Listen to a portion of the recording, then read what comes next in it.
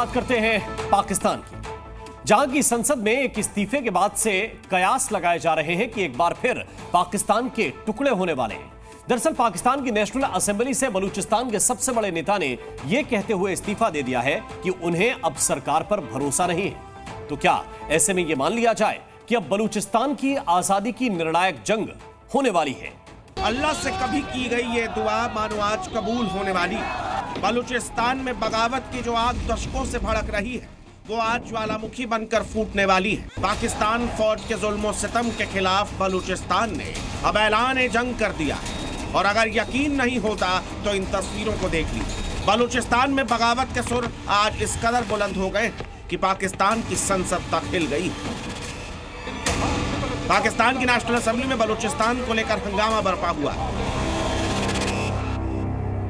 ताजा अपडेट यह है कि बलूचिस्तान से उठ रहे बगावती सुर के बीच बलूचिस्तान से आने वाले सबसे बड़े नेता और बलूचिस्तान नेशनल पार्टी के चीफ अख्तर मेंगल ने नेशनल असेंबली से यह कहते हुए इस्तीफा दे दिया कि देश की सरकार ने बलूचिस्तान में अपना विश्वास खो दिया।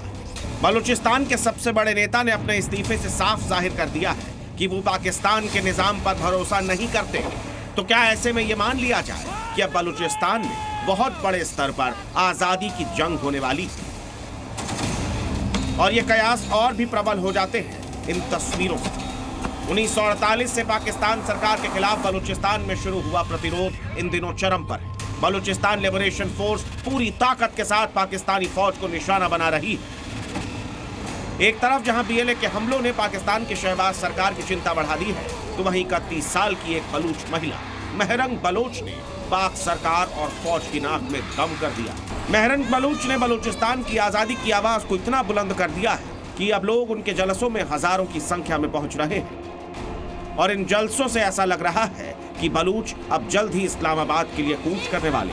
बलूचिस्तान से उठ रही इस आजादी की बुलंद आवाज की ये गूंज अब पाकिस्तान की संसद तक पहुंच रही है। और संसद में नेता यही कह रहे हैं कि अब हाथ से बलूचिस्तान निकलता जा रहा है।